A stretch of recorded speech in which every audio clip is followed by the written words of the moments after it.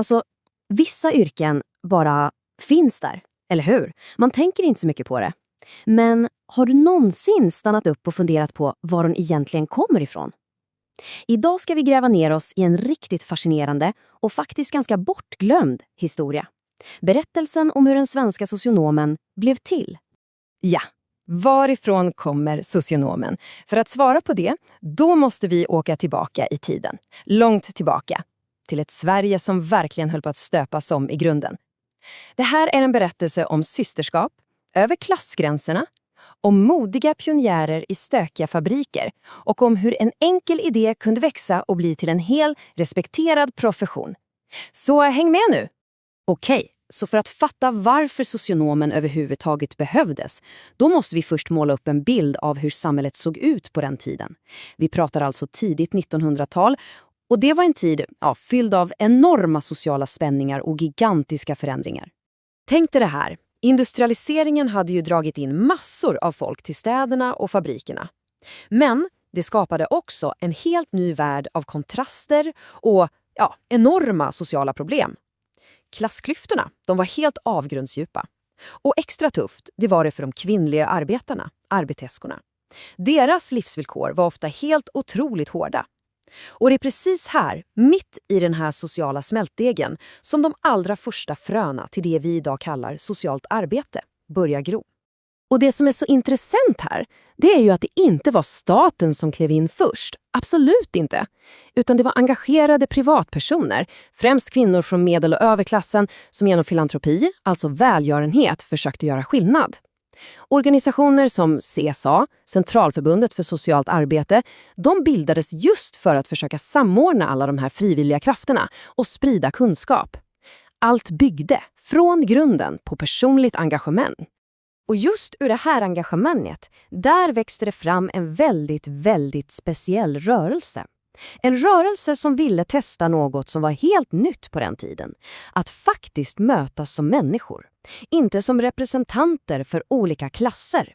Ja, lyssna bara på det här.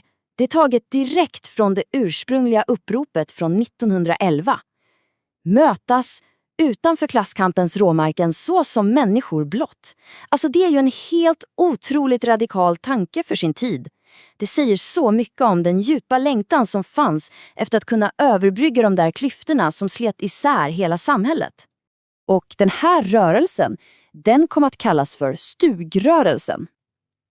Själva idén var ju egentligen ganska enkel men otroligt kraftfull. Man hyrde stugor ute på landet och dit kunde både studenter och fabriksarbeterskor komma för att vila, umgås och bara att prata med varandra. Det var en väldigt konkret och praktisk handling för att skapa en helt ny sorts mötesplats. Målen var ju lika delar praktiska som själsliga kan man säga. Självklart handlade det om att ge helt utarbetade kvinnor en chans att pusta ut och få lite rekreation. Men, och det här är viktigt, det handlade precis lika mycket om att bygga en så kallad stugfamilj. En gemenskap där man faktiskt kunde prata om precis allt. Från vanliga vardagsbekymmer till livets allra största och djupaste frågor. Och då även tro och andlighet. Stugrörelsen var ju helt fantastisk på många sätt, men den byggde ju på frivillighet och på några få semesterveckor om året. Så ganska snart insåg pionjärerna att det sociala arbetet, det behövde flytta in precis där det behövdes som allra mest. Alltså rakt in på fabriksgolvet.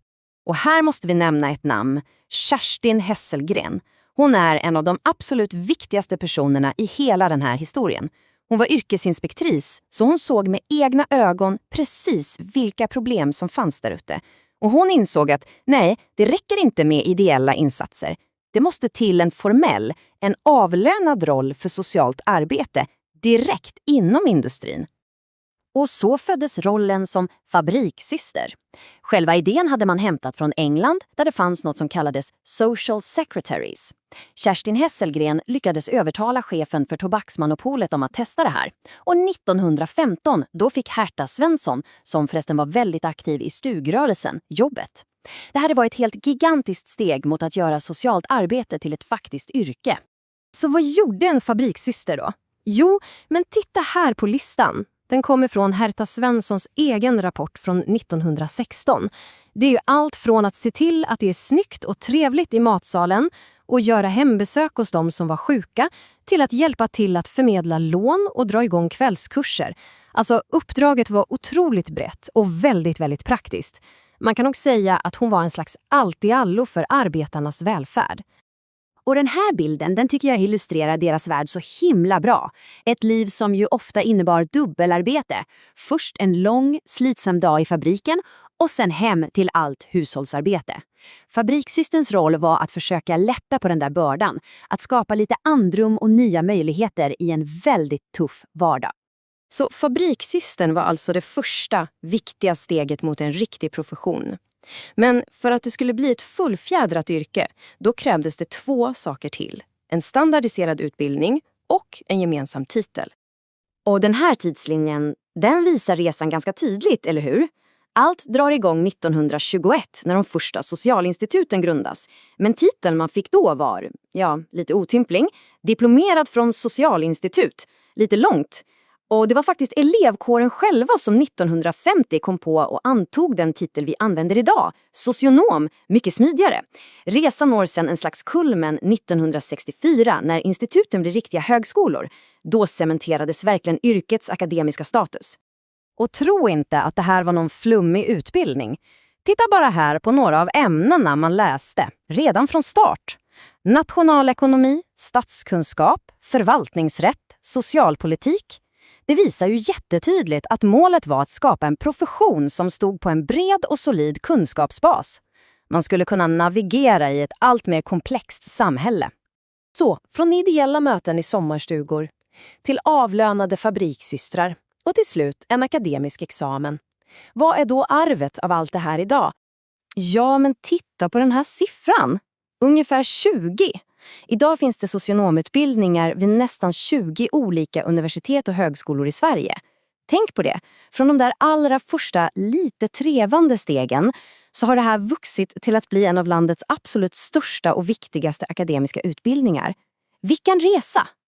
Och den här jämförelsen, den tycker jag sammanfattar hela resan helt perfekt. Tänk dig, det som började som ett personligt kall, som filantropi och frivillig hjälp, har idag förvandlats till en profession som bygger på vetenskap, på evidens och på lagstadgade sociala rättigheter. Vi har alltså gått från de där eldsjälarna och pionjärerna till en av den moderna välfärdsstatens absolut viktigaste yrkesgrupper.